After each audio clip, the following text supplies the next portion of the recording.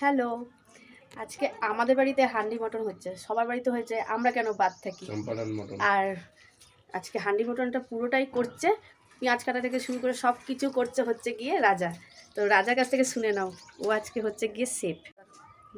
আমরা আজকে করছি চম্পারন মাটন। অনেকে এটাকে হান্ডি মাটন বলে। মাটন করার সবচেয়ে ভালো জিনিস হচ্ছে যে মাটনটাকে সবসময় গরম জলে ধুতে হবে, তাহলে মাটনটার মধ্যে সফটনেস থাকে আর মাটনটা খেতেও খুব টেস্টি হয়। তো যখনই মাটন ধোবে তখনই যেন গরম জলে ধোয়া হয়।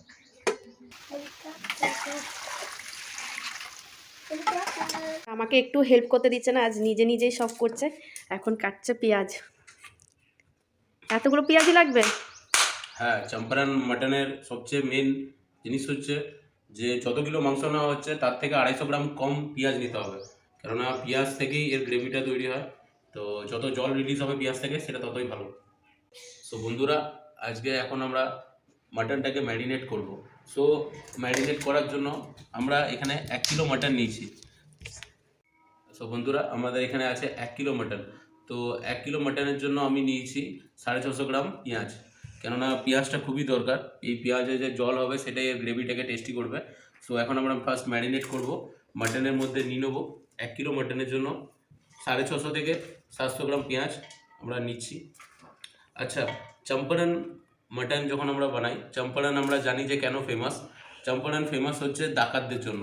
তো ওখানকার ডাকাতরা যখন মাটন বানাতো তো ওদের এত সময় থাকতো না পেঁয়াজ ছেলা বা আদা রসুন এসব পেস্ট করার, এত কিছু ওদের কাছে ছিল না।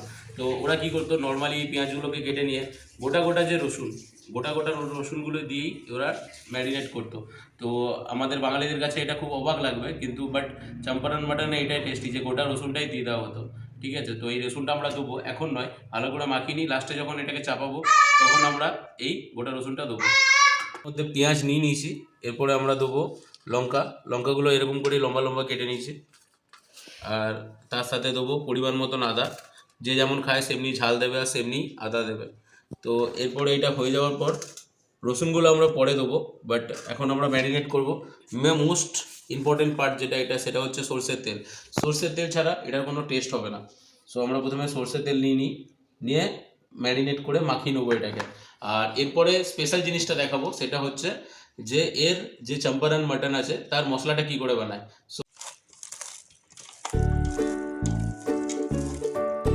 ভালো করে ম্যারিনেট করার পর আমরা এটার মধ্যে পরিমাণ মতো নুন মিশিয়ে নেবো।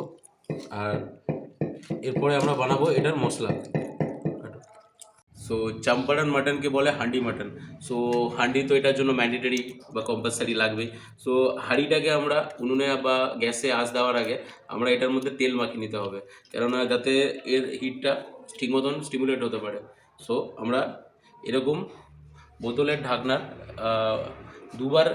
দু বোতলের ঢাকনা এরকম নিয়ে আমরা সর্ষের তেল হাঁড়ির মধ্যে মাখিয়ে নেবো।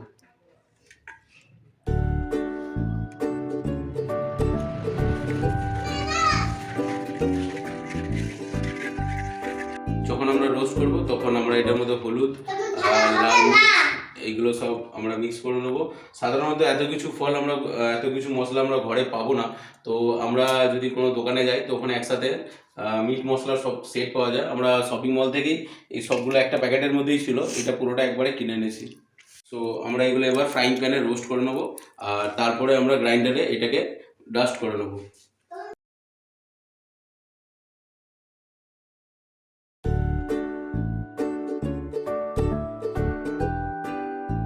তো আমরা এটার মধ্যে পরিমাণ মতন হলুদ আর লঙ্কা গুঁড়ো মিশিয়ে নিয়েছি, আর তারপরে এটাকে রোস্ট করে নিচ্ছি। এরপরে এটাকে গ্রাইন্ডারের মধ্যে আমরা ঢালবো।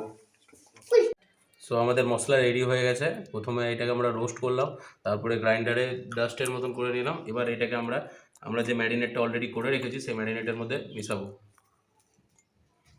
মশলাটার গন্ধ কিন্তু হেভি হয়েছে, আমি এখান থেকে বোঝাতে পারছি না, বাট খুব সুন্দর হয়েছে।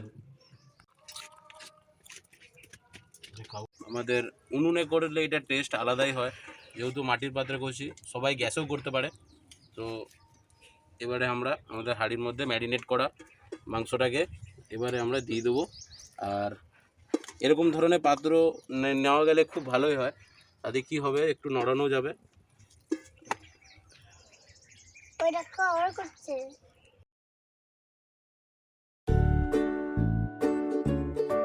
এবার আমরা আটা দিয়ে এর সাইডগুলো ঢেকে নেবো যাতে স্টিমটা না বেড়ায় আর ফ্লেভারটাও থাকে। সো আমরা এবারে এটাকে ঢাকা দিয়ে দেবো। মাংস রেডি বলো। মাংস রেডি।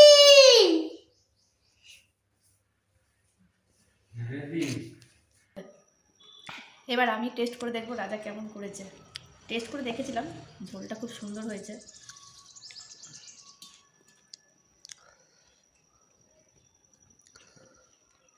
সত্যি খুব সুন্দর হয়েছে, আর মশলার গন্ধটা দারুণ। যাক, পরিশ্রমের ফল পাওয়া গেল। আর একটু টেস্ট করে দেখো।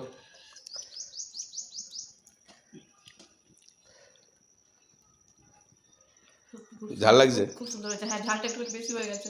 আমার ফুল রিভিউটা শোনো। সত্যিকারেরই খুব সুন্দর হয়েছে মাংস রান্নাটা, তবে একটু ঝালটা বেশি হয়ে গেছে।